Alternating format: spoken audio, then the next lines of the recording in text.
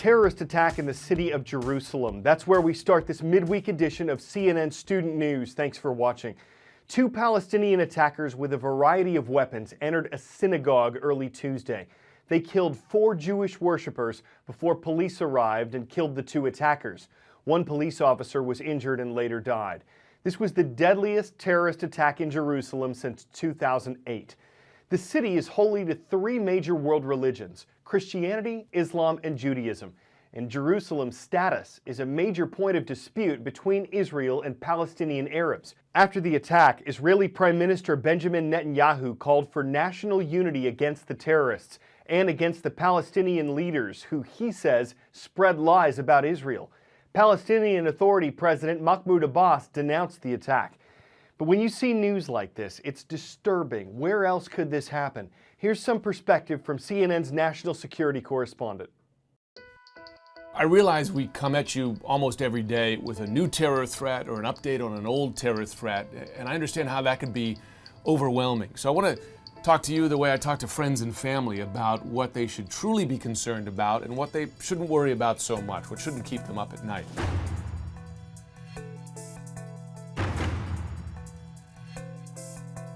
Consistently, U.S. intelligence officials and counterterror officials tell me that the 2 main groups to be worried about are AQAP, this is Al-Qaeda in the Arabian Peninsula, a group that's very skilled and has attempted to get explosive devices onto airplanes. You'll remember the underwear bomber in 2009. They're still trying, and they have a master bomb maker who's very skilled at hiding explosives in things like personal electronic devices.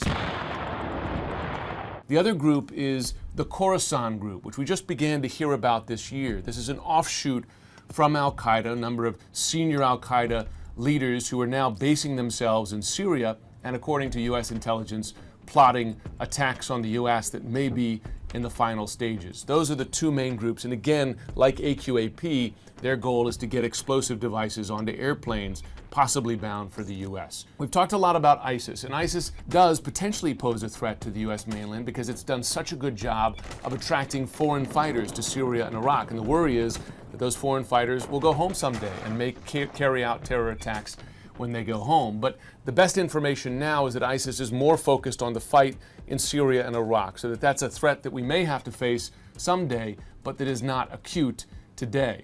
Now, beyond AQAP and the Khorasan group, I'm told that the most likely terror attacks to happen on the homeland are so-called lone wolf attacks. These are people who are inspired by extremist propaganda and carry out an attack on their own, perhaps with no communication whatsoever with the group back home, whether it's a Khorasan group or Al-Qaeda. It makes them harder to track, but it also limits the kinds of attacks that they could carry out, how ambitious they can be, how dangerous they can be. Now, together, what this gives the intelligence community to face is a terror threat that's more dispersed, a bigger number of groups, more spread out, and therefore more difficult to track, but possibly less ambitious in their attacks than Al-Qaeda was, with particularly the attacks on 9/11. To help you sleep at night, I do want to end on a statistic. This is the total number of terror deaths of Americans on U.S. soil going back to 2009. As you can see, in the single digits, except for 2009, that was the attack at Fort Hood in Texas. And I will show you these numbers. This is the number of deaths from lightning strikes in the U.S., also going back to 2009. 3 or 4 times as many every year than terror attacks. And then here, deaths from car accidents, many hundreds, even thousands of times more than terror attacks. It's not to say it's not a serious threat, terrorism, but statistically, you're very unlikely to be hurt in a terrorist attack on U.S. soil. See if you can ID me. I'm an island nation that stretches about 1,500 miles. You'll find me in the Pacific Ocean east of the Korean Peninsula. With more than 37 million people, my capital is also the world's most populous city, Tokyo. I'm Japan, and I have the 3rd largest economy on Earth. That's why it matters that Japan's economy has slipped into a recession. It's so large that experts say it could slow down the global economy. The technical definition for a recession has to do with gross domestic product. When a nation's GDP decreases for 2 quarters in a row, it's in recession. Japan has an incredible amount of national debt. It's more than twice the size of its economy. To increase the government's revenue, Japanese Prime Minister Shinzo Abe had planned to increase the national sales tax next year. But this week, he delayed those plans because a previous increase in sales tax kept people from spending money. That was another drag on Japan's economy. Decreasing wages, an aging population, and weak demand for goods and services are also helping keep Japan's economy from growing. We're snowmobiling our way across the American North on today's Roll Call. In West Allis, Wisconsin, we're recognizing the Wildcats of Frank Lloyd Wright Intermediate School. Good to see you. One state west, in the town of Eagan, Minnesota, hello to the Panthers. They're watching at Black Hawk Middle School. And in Billings, the biggest city in Montana, we've got the Golden Bears wrapping things up. Shout out to Billings West High School. We've talked about how four-year college degrees aren't for everyone, and they don't all pay off. According to Salary.com, degrees in psychology, fine arts, and, yes, communications don't always give you a good return on a college investment. Degrees in tougher fields like chemical engineering can mean a better job with better pay, but few degrees are cheap. So we're continuing our series on affording higher education by looking at skill-specific programs.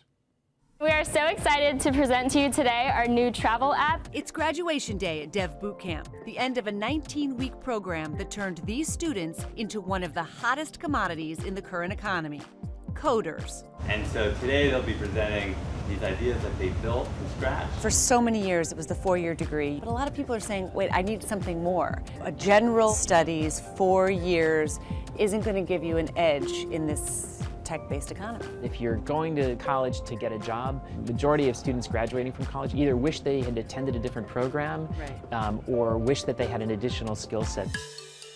The traditional four-year system, while I really value the social experiences that I had there, didn't necessarily... You say social, you didn't say academic. Yeah, I feel pretty unprepared by it. And that was kind of the gap that Dev Boot Camp was here to fill, was to endow us with skill sets. The things that we pack into 19 weeks here are things you might learn in like 2, 3, 4 years at university. At $40,000 a year? Yeah, $40,000 Do you think this is a good value? 100%. The majority of people graduate with jobs that pay on average like $90K or so. For a $12,000 tuition, I think that's worth it. As student loan debt in America surpasses $1.2 trillion and millennials account for 40% of the nation's unemployed, skill-specific programs like Dev Boot Camp are becoming popular alternatives and add-ons to higher education. Let's talk about the investment. You know, it's an investment of time and it's an investment of money. And we're talking about a cohort that has already invested probably a lot of money in an education. How is this different? We really focus on outcomes, and we focus on students being able to find careers when they finish this. It's very, very clear that when you finish this program, the goal is to be able to be a junior web developer. And we get you to that point very quickly, and it's really clear what you should do next and how you can get there. My friends from college, the majority of them are unemployed. We all have student loan bills. I have staggering student loan bills. I don't know anyone without any debt, personally. I wanted to take charge of my own education. I knew that if I graduated with a CS degree at the university, I wouldn't know any web development. You wanted to really just focus in on this? Yeah, this is what I want to do, so why waste my time? Right now, a degree is kind of like a high school diploma. A portfolio means a lot more. If I can show an employer I can build this and I can do this, then I think that'll, land me the job.